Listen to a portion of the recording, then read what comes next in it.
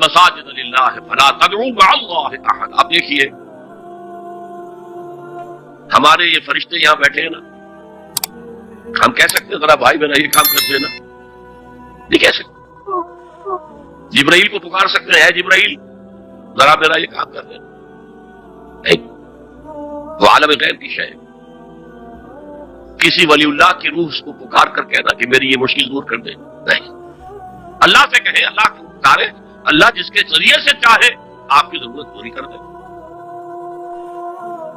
اس ضمن میں کہوں گا کہ شاہ ولی اللہ دہلوی نے ایک بات کہی ہے، اگرچہ مجھے اس کی کوئی دلیل اپنے طور پر انڈیپینڈنٹلی کتاب و سنت میں نہیں ملی ہے، لیکن شاہ صاحب کا ایک مقام مرتبہ ہے جو میری نگاہ میں بہت بلند ہے. میرے نزدیک دو عظیم شخصیتیں عالم اسلام کی، امام ابن تیمیہ اور امام غزالی کو جمع کریں تو شاہ ولی اللہ بنتے ہیں. اتنی عظیم شخصیت. انہوں نے یہ لکھا ہے کہ جو اللہ کے برگزیدہ بندے ہوتے ہیں اولیاء اللہ، اللہ تعالیٰ ان کی ارواح کو ان کے فوت ہونے کے بعد ملائکہ کے طبقہ اسفل میں شامل کر دیتے ہیں، اور وہ بھی جس طرح وہ ملائکہ اللہ کے احکام کی زمین میں تنفیذ کر رہے ہیں وہ بھی اسی کام میں لگ جاتے ہیں. میں نے عرض کیا کہ میرے پاس انڈیپینڈنٹلی کوئی دلیل نہیں ہے اس کے حق میں، لیکن شاہ صاحب کا فرمانا خود میرے لیے ایک درجے میں دلیل ہے. لیکن یہاں ایک تو یہ نوٹ کرنے کا، ملائکہ کا طبقہ اسفل، ملائکہ کا سب سے نچلا طبقہ، اور اللہ کے حکم کی تنفیذ کرتے ہیں. تو فرشتے کر رہے ہیں، وہ بھی ہوں. ہمیں سے کیا غرض ہے؟ ہم نہ فرشتے کو پکار سکتے ہیں اور نہ کسی ولی اللہ کو پکار سکتے ہیں. پکارو اللہ کو. قال ربكم ادعوني استجب لكم ان الذين يستكبرون عن عبادتي سيدخلون جهنم داخرين. تمہارا رب کہتا ہے مجھے پکارو، مجھ سے مانگو، میں تمہیں دوں گا، تمہاری دعا سنوں گا، قبول کروں گا. اور جو بربنائے تکبر مجھ سے نہیں مانگتے وہ جہنم میں داخل ہوں گے ذلیل و خوار ہوں. حضور نے ایک بات مجھے متن یاد نہیں ہے، بہت پیاری فرمائی. دیکھو انسانوں سے تم مانگتے ہو کچھ تو ایک دفعہ تو اس کے ماتھے پر تیوری پر بل پڑ ہی جاتا ہے، یہ کیوں میں نے سامنے ہاتھ سوال کیا، کیوں مجھے اس سے مانگ رہا ہے، چلیے بعد میں کچھ وہ دے ہی دے، کتنا گوار گزرتا ہے. ارے اس سے مانگو جو کہتا ہے کہ مجھ سے مانگو اور میں دوں گا، اور نہ مانگنے پہ ناراض ہے اس سے نہیں مانگتے. رات کے آخری ساعتوں میں، یا جسے آپ کہتے ہیں small hours of the morning, حدیث میں آتا اللہ نزول اجلال فرماتے ہیں، جس کو ہم نہیں جانتے کیسے نزول ہوتا ہے.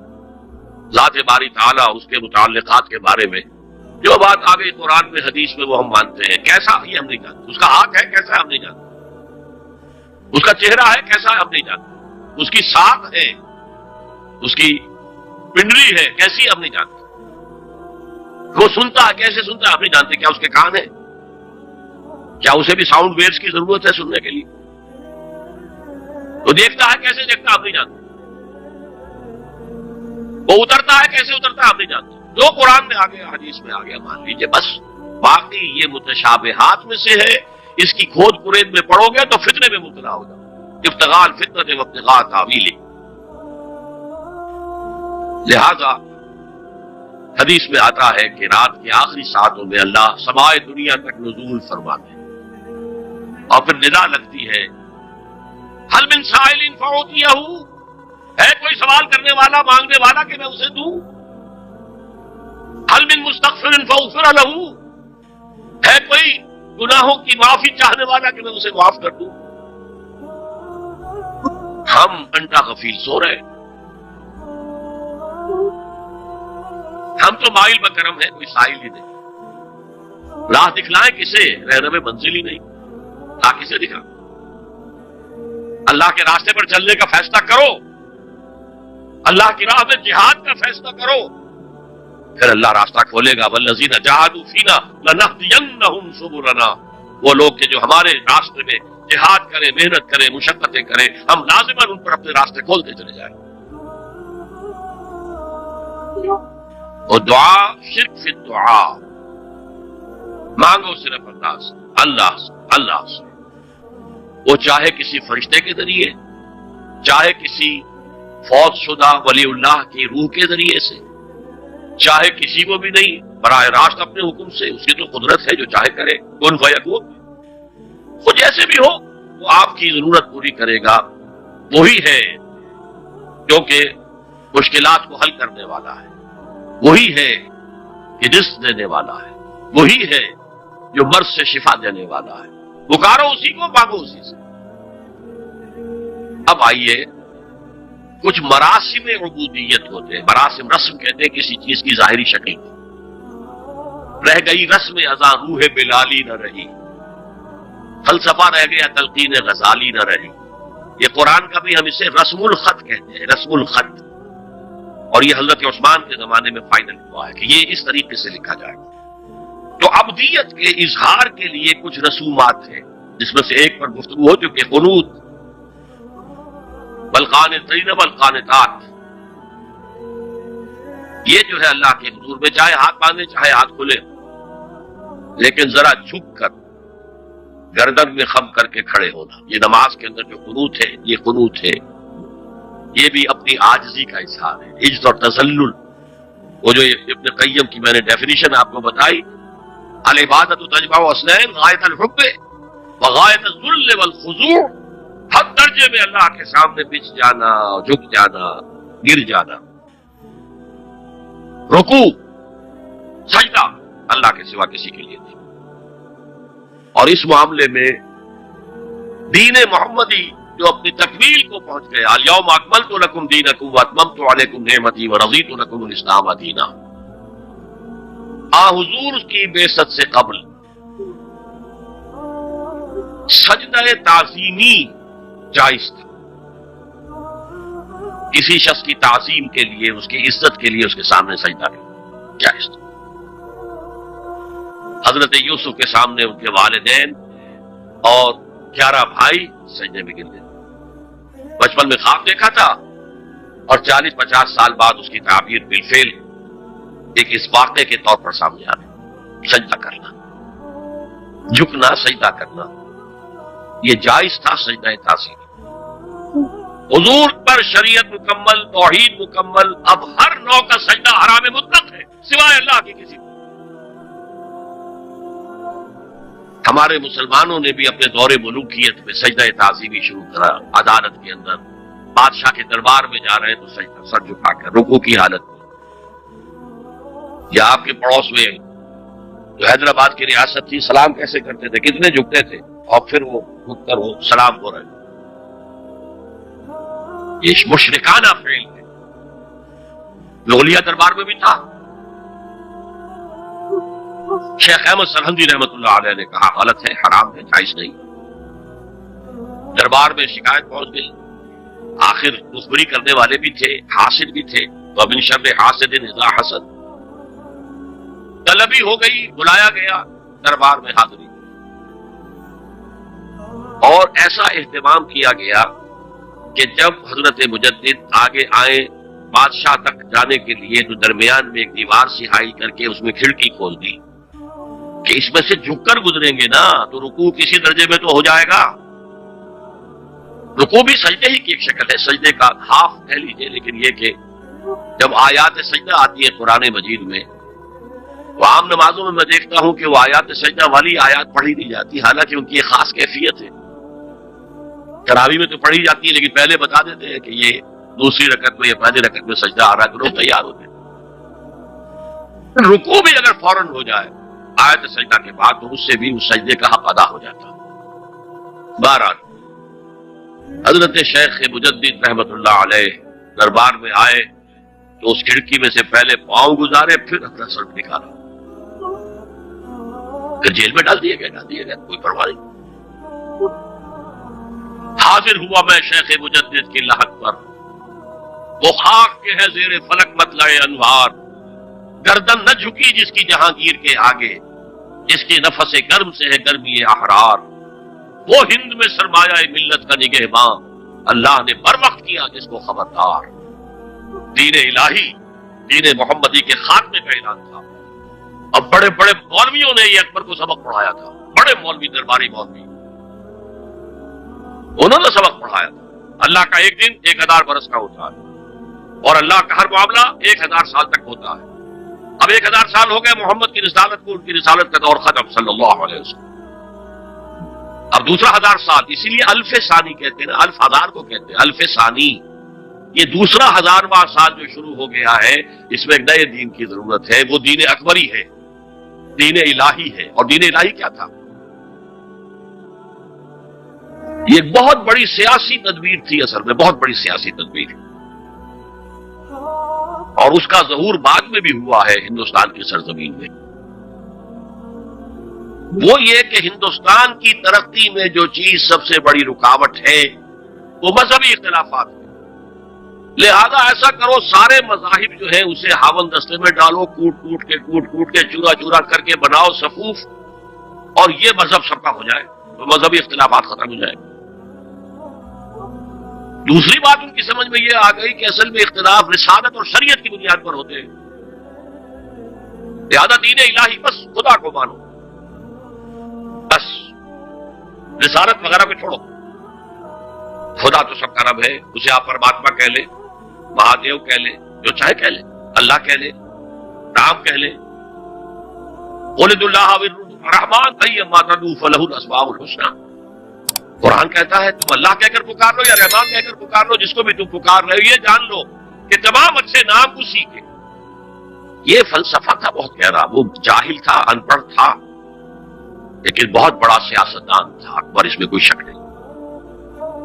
لیکن یہ کہ اگر ایک حکومت، اور جو سب سے بڑا مغل اعظم جس کو کہتے ہیں، اس کے زمانے میں مسلمانان ہند جو ہے سیاسی اعتبار سے اپنے عروج پر تھے، لیکن دینی اعتبار سے پاتال کا معاملہ آ گیا تھا، دین محمدی ختم۔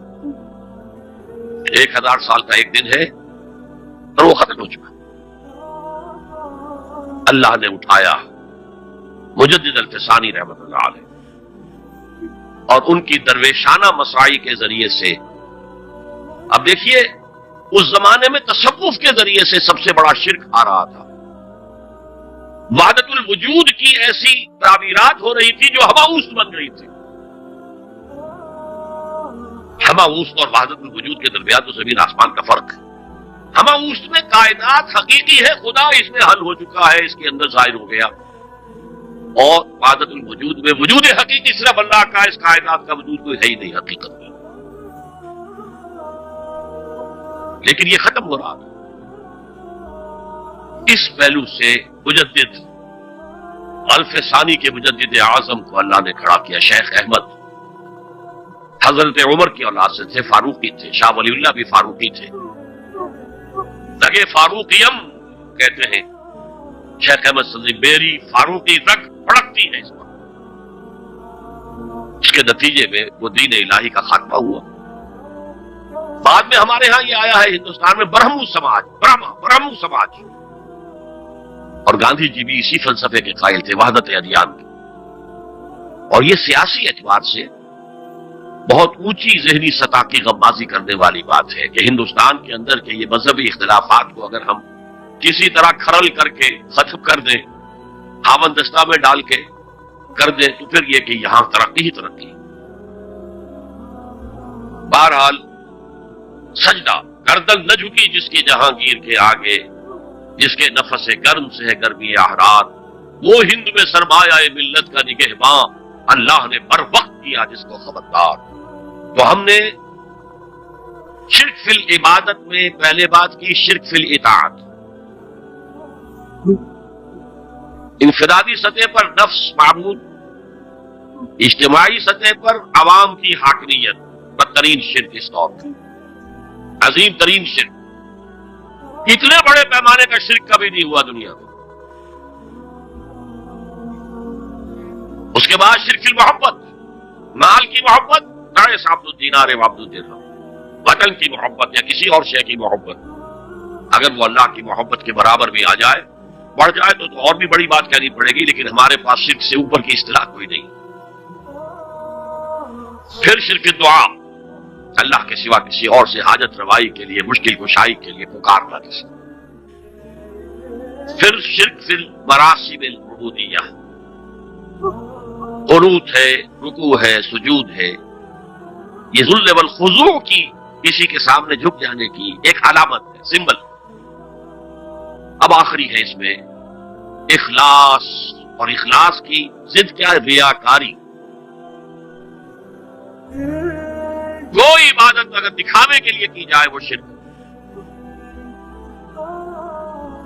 یہ شرک خفی کہلاتا ہے۔ مال کی محبت کا شرک بھی شرک خفی ہے، نفس کی اطاعت کا شرک بھی شرک خفی ہے، اور یہ سب سے خفی شرک ہے۔ حضور نے فرمایا صلی اللہ علیہ وسلم، من صلی یرائی فقط اشرکا ومن صام یرائی فقط اشرکا ومن تصدق یرائی فقط اشرکا۔ جس نے دکھانے کے لیے نماز پڑھی اس نے شرک کر لیا، جس نے دکھاوے کے لیے روزہ رکھا اس نے شرک کر لیا، جس نے دکھاوے کے لیے خیرات کی، صدقات دیے، وہ شرک کر چکا۔ قد اشرکا، قد اشرکا، یہ عربی کے مزاج سے واقفیت ہو، فعل ماضی پر قد جو ہے تو وہ پرفیکٹ ٹینس بن جاتا ہے، کر چکا، وہ شرک میں ملوث ہو چکا۔ من صلی یرائی فقط اشرکا من صام یرائی فقط اشرکا ومن تصدق یرائی فقط اشرکا۔ اور تجزیہ کر کے یہاں تک بتایا کہ اگر کوئی شخص نماز پڑھ رہا ہو اور جب وہ یہ دیکھے کہ کوئی اسے دیکھ رہا ہے تو اپنے سجدے کو طویل کر دے تو یہ شرک ہے۔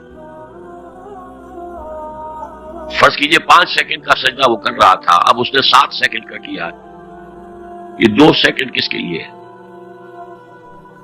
اس ایک سجدے کے 2 مسجود ہو گئے، تو 5 سیکنڈ کا سجدہ تو اللہ کے لیے، 2 اس کے لیے شرک ہو گئے۔ ایک اور بات فرمائی صلی اللہ علیہ وسلم، شرک خفی کو پہچاننا اور دیکھنا اتنا ہی مشکل ہے جتنا کہ کسی سیاہ شب میں، تاریک رات میں کسی سیاہ پتھر پر چلنے والی سیاہ چیونٹی کو دیکھنا مشکل۔ تشبیہ کا بلاغت اور فساد کی انتہا ہے، جیسے میں نے عرض کیا تھا کہ ایک جوڑے کی 2 جوتیوں کے مابین جو مشابہت ہے، امت مسلمہ اور سابقہ امت بنی اسرائیل کی، ان کے اوپر جو حالات وارد ہوئے ان میں وہی مشابہ۔ تاریک شب ہے، سیاہ پتھر ہے، اس پر سیاہ چیونٹی رینگ رہی ہے، اتنا اس کو دیکھنا مشکل ہے اتنا ہی شرک خفی کو پہچاننا۔ کدھر کدھر سے آپ پر حملہ آور ہو جائے گا، کدھر کدھر سے آ کر آپ کی عبادت میں، آپ کی توحید میں نقب لگائے گا، اس کا آپ کو اندازہ ہو نہیں سکتا۔ بڑا مشکل ہے، بہت زیادہ چوکس رہنے کی ضرورت ہے۔ اور اس کا علاج بتایا گیا ہے خاص طور پر عبادات کے ذکر میں، کہ کچھ نہ کچھ عبادت نفل بھی کی جائے، اور نفل عبادت اس طور سے کی جائے کہ کسی کو پتہ نہ چلے۔ اب ہمارا حال یہ ہو گیا کہ ساری، اگر کوئی عشاء کی 17 رکعتیں پڑھتا ہے، سب کی سب مسجد میں پڑھتا، حالانکہ صحابہ کے دور میں مسجد تھی فرائض کی ادائیگی، باقی جا کر نماز گھر میں پڑھو گے وہ افضل ہے۔ اور نوافل تو خاص طور پر اگر کسی کو تہجد کی توفیق ہو گئی ہے تو کسی نہ کسی طرح ڈھڈورا پیٹے گا، اسے جی کیا کرے، میں رات کو جاگنا ہوتا ہے، طبیعت جو ہے بڑی بھاری رہتی ہے، ہو گیا اپنا ڈھڈورا پیٹ دیا، تو اس سے تو مرض اور 2 حادثہ ہو جائے گا، ریاکاری اور بڑھ جائے گا۔ اسی طریقے سے صدقات نافلہ فرمایا ایسے دو کہ داہنا ہاتھ جو کچھ دے بائیں ہاتھ کو پتہ نہ چلے، کسی کو پتہ نہ چلے۔ اس سے وہ ریاکاری کی جڑیں کٹتی ہیں، ریاکاری کی جڑیں جو ہیں دل کے اندر سے کٹتی ہیں۔ یہ علاج ہے ریاکاری کا، لیکن ریاکاری شرک ہے۔ اب میں آخری بات پر آ رہا ہوں۔ آپ نے سوچا ہوگا کہ اس تجزیے کے تحت جو ہر گناہ جو ہے ادنا سے ادنا گناہ بھی شرک ہے۔ فجر کی نماز کے وقت اگر اٹھ کے نہیں گئے اور چادر یا کمبل کو سیدھا کر کے لیٹ گئے تو یہ شرک ہے۔ پھر کون سے گناہ ہے جو اللہ معاف کرے گا؟ یہ جو میں نے آیت آپ کو 2 دفعہ جو آئی ہے سورہ نساء میں سنائی، ان اللہ لا یغفر ان یشرک بہ ویغفر ما دون ذلک لمن یشاء، اللہ تعالیٰ اس کو تو ہرگز نہیں بخشے گا کہ اس کے ساتھ شرک کیا جائے، البتہ اس سے کم تر جس کو چاہے گا بخش دے۔ تو جان لیجئے یہ جو باریک تجزیہ میں نے کر کے بتایا ہے یہ اپنی جگہ 100% درست ہے، لیکن ان میں جو یہ چیزیں ہیں، کوئی کوتاہی ہو گئی، کوئی گناہ ہو گیا، کوئی شریعت کی مخالفت ہو گئی، نفس کی کسی اس وقت کے دباؤ میں آ کر یہ گناہ شمار ہوں گے اگر یہ آپ کی طبیعت ثانیہ نہ بن جائے۔ اگر یہ آپ کی سیکنڈ نیچر بن گئے تو ایک گناہ بھی ساری تباہی لانے کے لیے کافی ہے۔ اگر آپ نے ڈیرے ڈال دیے،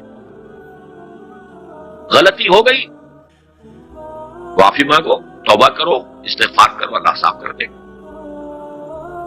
نہیں کرو گے تو پھر ایک گناہ پر بھی دوام اگر ہو گیا اور اس گناہ نے ایک نے بھی تمہارا احاطہ کر لیا تو وہ جہنم میں خلود کی وعید قرآن میں آئی ہے۔ بلا من کسب سیئۃ واحاطت به خطیئته فاولئک اصحاب النار هم فیہا خالدون۔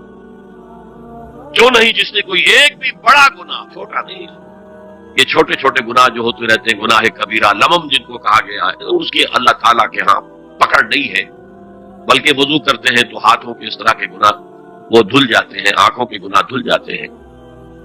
گناہ کبیرہ اگر ایک بھی کریا اور مستقل کیا اور اس پر ڈیرے ڈال دیے اور وہ آپ کا احاطہ کر، آج کے دور میں سود کا نظام، سودی کاروبار، وہ تو آپ کا احاطہ کر گیا، آپ کے پورے وجود کا احاطہ کر گیا۔ بلا من کسب، اور کسبہ کہتے ہیں جان بوجھ کر کرنا۔ ایک ہے خطا سے ہو گیا، غلطی سے ہو گیا، وقتی طور پر کوئی تحریک ایسی ہو گئی، غلط ماحول میں بیٹھے ہوئے تھے، اس کے زیر اثر کوئی آپ سے بھی غلط حرکت سرزد ہو گئی، کبھی نفس کا جوش کچھ ایسا ہوا کہ آپ مغلوب ہو گئے، ٹھیک ہے، اسینشلی وہ شرک ہے، لیکن یہ شرک گناہ کے درجے میں شمار ہوگا اگر آپ توبہ کر لیتے ہیں، رجوع کرتے ہیں، استغفار کرتے ہیں، اللہ بخشنے والا۔ لیکن اگر ایک گناہ کبیرہ بھی جان بوجھ کر اختیار کر لیا اور اسے مستقل اپنی زندگی کے اندر شامل کر لیا، بلا من کسب سیئۃ واحاطت به خطیئته فاولئک اصحاب النار هم فیہا خالدون، تو وہ پھر جہنمی ہے، آگ والے ہیں، اس میں ہمیشہ ہمیشہ کے لیے رہنے والے۔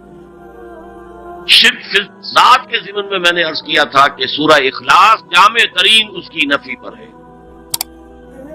اور شرک فی صفات کی کامل نفی پر آیت الکرسی ہے۔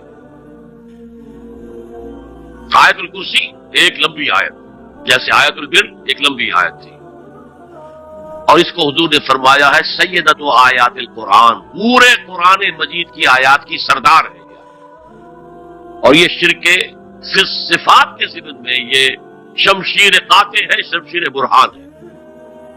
اللہ لا الہ الا ہو الحی القیوم، یہ وہی ہے، قل هو اللہ احد اللہ الصمد الحی، اللہ زندہ ہے، لیکن اس کی زندگی کو اپنی زندگی پر قیاس نہ کرنا۔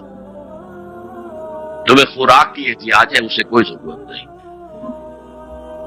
ما اريد منهم من رزق وما اريد ان يطعمون، مجھے کوئی احتیاج نہیں کہ مجھے کوئی رزق پہنچائیں، رزق دیں، مجھے کھلائیں، مجھے کوئی ضرورت نہیں۔ پھر تمہاری حیات، نیند، اونگ، تھکان ان تمام کمزوریوں کے ساتھ ہے۔ وہ الحی ہے، اپنی ذات میں خود زندہ ہے، حیات اس کی ذاتی ہے، کسی اور نے عطا نہیں کی ہے۔ ہماری تو مستعار ہے، عمر دراز مانگ کے لائے تھے، 4 دن 2 آرزو میں کٹ گئے 2 انتظار میں، اور القیوم بقیہ پوری کائنات کے لیے وہی ہے، اس کو تھامے ہوئے ہے۔ لا تاخذہ سنۃ ولا نوم، الحی، حیات کامل۔ ڈاکٹر اسرار احمد کی اور ویڈیوز دیکھنے کے لیے رہنمائے نیک وے کو سبسکرائب کریں۔ شکریہ۔